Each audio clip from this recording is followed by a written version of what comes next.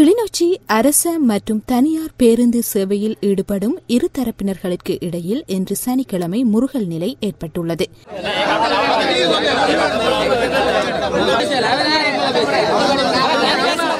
கிளிநொச்சி மாவட்டத்திற்கான தனியார் பேருந்து சேவையில் ஈடுபடுவோருக்கு நிரந்தர பேருந்து நிலையம் அமைத்துக் கொடுத்தல், அரச மற்றும் தனியார் போக்குவரத்து சேவைகளை முன்னெடுப்பதற்கான முறையான நேர அட்டவணை வழங்கப்படாமை காரணங்களினாலேயே இவ்வாறான பதட்ட நிலைமை ஏற்பட்டுள்ளது. கிளிநொச்சியில் இலங்கை போக்குவரத்து சபைக்கு சொந்தமான தரிப்பிடத்திலேயே தனியார் பேருந்து உரிமையாளர்கள் தரிப்பிடமிட்டு பயணிகளை ஏற்றுகின்றனர்.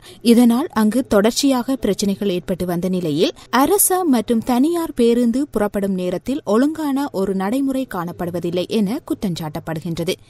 காலம் 8 மணிலேருந்து நிற்கிறோம். கோணால்புறாவுக்கு யாழ்ப்பாணத்திலிருந்து வந்து பஸ்ஸோடு இல்லை ஜோதிச்சோன்னு நிற்கிறோம். பஸ்ஸோடுதோ மற்ற குழந்தை பிள்ளைகளை வச்சாண்டு இதில் நிற்கும் அது பஸ் ஸ்டாண்டு இல்லை. வெயிலுக்கு எவ்வளோ நேரம் 2 பிள்ளைகளை வச்சாண்டு நிற்கிறேன். திரும்பி போவேன்னு வச்சாண்டு நிற்கிறோம். பஸ்ஸோடாட்டு முழங்காலுக்கு போகிறதுக்கு நிற்கிறோம். பஸ் இல்லை. இதுக்கு முக்கியமான காரணம் இந்த பெரிய சபையும் ஜிஏ தான் முக்கிய பிரச்சனை. முடிய உடனே தரணும். இடம் பஸ் ஸ்டாண்ட் பிரச்சனை சொன்னால் பஸ் ஸ்டாண்டு இடம் ஒதுக்கி கொடுக்கணும். ஜிஏ அல்ல பெரிய சபை கொடுங்க செய்யணும். அவங்க செய்யாத காரணத்தால் இவ்வளோ பிரச்சனை.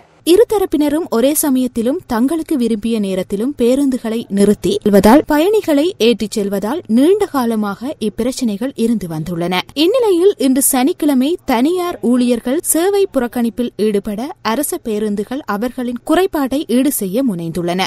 இதன்போது இருதரப்பினருக்கும் இடையில் முறுகல் நிலைமை ஏற்பட அங்கு பதற்றமான ஒரு நிலைமை ஏற்பட்டுள்ளது.